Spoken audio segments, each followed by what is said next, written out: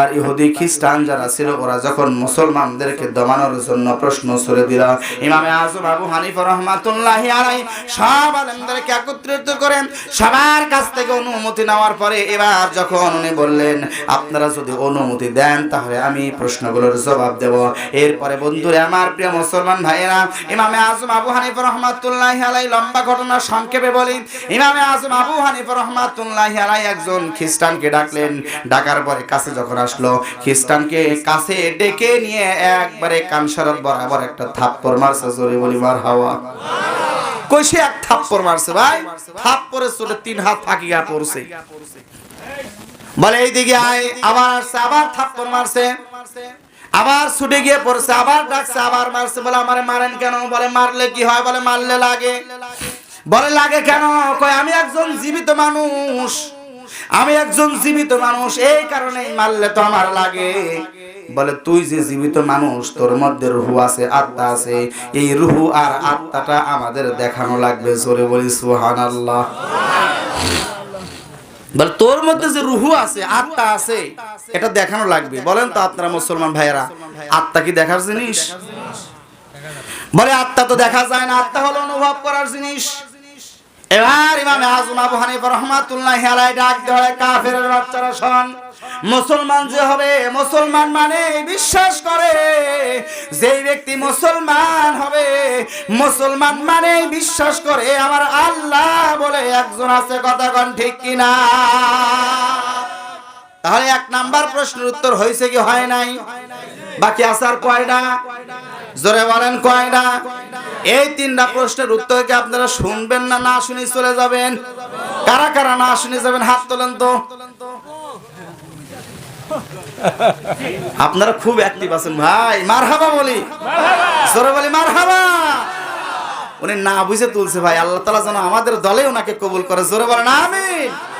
প্রিয় মুসলমান ভাইয়েরা, তাহলে বলতেছিলাম ও আল্লাহর বান্দারা, তাহলে আমি বলতেছিলাম ইমাম আযম আবু হানিফা রাহমাতুল্লাহি আলাইহি এবার 4টা প্রশ্নের মধ্যে একটা প্রশ্নের উত্তর দিয়ে দিল। 1 নাম্বার হলো তোমাদের আল্লাহ আছে, এটা দেখানো লাগবে। আর 2 নাম্বার হলো তোমাদের আল্লাহ এখন কোন দিকে মুখ করে আছে, এটা দেখানো লাগবে। একজন কাফেরকে ডাক দিল, এদিকে আয়। বলে না। বলে আয়। বলে যাব না। কই আসবি না কেন?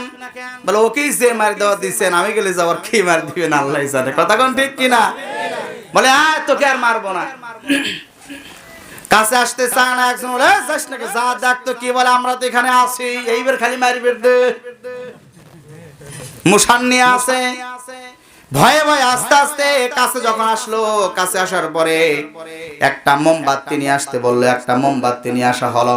মোমবাতির মাথার উপরে যখন আগুন ধরায় দেওয়া হলো, আগুনটা ধরানোর পর ইমামে আযম আবু হানিফা রাহমাতুল্লাহি আলাইহি এইভাবে মোমবাতিটা উঁচু করে ধরলেন আর সমস্ত কাফেরদের লক্ষ্য করে বললেন, কাফেররা রে, তোমরা বলো তো এই মোমবাতির আগুনটা কোন দিক হয়ে আছে? মারহাবা বলবেন না? এই আগুনটা কোন দিক করে আছে?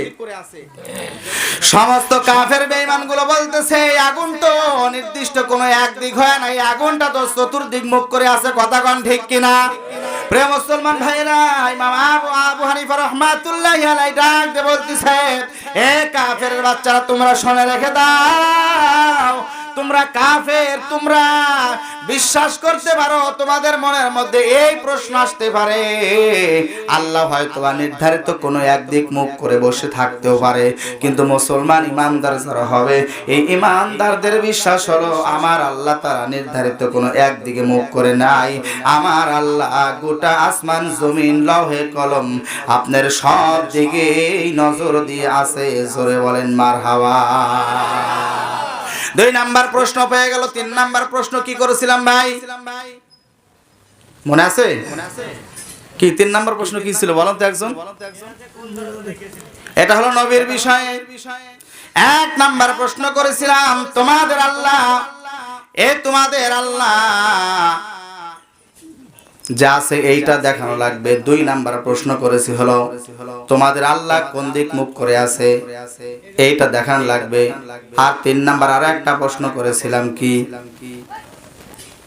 3 নাম্বার প্রশ্নটা হলো, মনে করেন ভাই যেটা বলো ওটাই হয়তো বা মেনে নিলাম, তোমরা বলো তোমাদের নবী মিরাজে গিয়েছিল, তোমাদের নবী যে মিরাজে গিয়েছিল আসমানের কোন দরজা দিয়ে গিয়েছিল এটা একটু দেখানো লাগবে।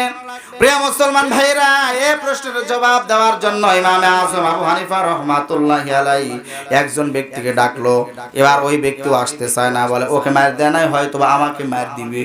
কারণ কাফেরদের মনের মধ্যে ভয় আছে না নাই?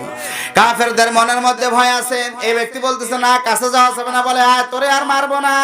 এবার যখন কাছে চলে আসলো, আসার পরে বলতেছে একটা ডিম ব্যবস্থা করো, একটা ডিম, এমন একটা ডিম ব্যবস্থা করা লাগবে আপনাদের এলাকায় মুরগির পেটের মধ্যে, পেটের নিচে যদি মুরগির ডিম দেওয়া হয় কয়দিন পরে বাচ্চা ফুটে বের হয়? 21 দিন পরে বাচ্চা ফুটে বের হয়, বা 17 দিন পরে। 15 দিন ডিমের বয়স, পাতে মুরগির পেটের নিচে 15 দিন বয়স এমন একটা ডিম ছিল। এই ডিমটা নিয়ে আসো, নিয়ে আসার পরে এই ডিমটা বা 16 দিন 17 দিন ডিমটা ফুটে বের হবে। এমন একটা মুহূর্তের সময় প্রিয় মুসলমান ভাইয়েরা, এই ডিমটা ওই কাফের বেঈমানের কানের কাছে যখন লাগা দেয়, ডিমের মধ্যে থেকে স্যাও স্যাও স্যাও স্যাও একটা আওয়াজ আসতেছে। আওয়াজ আসার পরে ইমাম আবু হানিফা রাহমাতুল্লাহি আলাইহি বলতেছে, বলো তো এই ডিমের মধ্যে থেকে কোনো শব্দ শোনা যায় নাকি? কাফের বলে হ্যাঁ শব্দ শোনা যায়। বলে কেন শব্দ শোনা যায়? বলে শব্দ শোনা যাওয়ার কারণ হলো এই ডিমের মধ্যে মুরগির ছা আছে। এই ডিমের মধ্যে কি আছে? এই ডিমের মধ্যে মুরগির ছা আছে। বলে তাই নাকি? বলে হ্যাঁ। বলে আমার তো বিশ্বাস হয় না। বলে বিশ্বাস করাই লাগবে, না করলে তো কোনো উপায় নাই।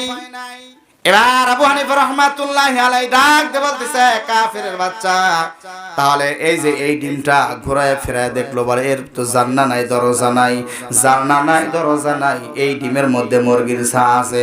আমার প্রশ্ন হলো তোমাদের কাছে, এই ডিমের মধ্যে মুরগির ছা ঢুকছে কোন দরজা দিয়া? কোন দরজা দিয়ে ঢুকছে? প্রিয় মুসলমান ভাইয়েরা, কোন দরজা দিয়ে মুরগির ছাটা ভিতরে ঢুকে গেল? সমস্ত কাফের বলতেছে কোন দরজা দিয়ে ঢুকছে এটা বলতে পারবো না, তবে মুরগির ছা ভিতরে আছে। কথা কোন ঠিক কিনা? ইমামে আযম আবু হানিফা রাহমাতুল্লাহি আলাইহি এবার ডাক দিয়ে বলতেছে, কাফেররা রে তোমরা শুনে রেখে দাও, ইমানদার মুমিন মুসলমান যিনি, ইমানদার মুমিন মুসলমান যারা, তারা বিশ্বাস করে আমার নবীজি আল্লাহর বাড়ি আরশে আজিমে গিয়েছিল। আরশে আজিমে যাওয়ার জন্য কাফেররা আসমানের দরজা তালাশ করলেও করতে পারে, কিন্তু একজন ইমানদার মুমিন মুসলমান আল্লাহর বাড়ি আরশে আজিমে নবীজি কোন দরজা দিয়ে গিয়েছিল এই দরজা কোন মুসলমান তালাশ করতে পারে না। কথা কোন ঠিক কিনা?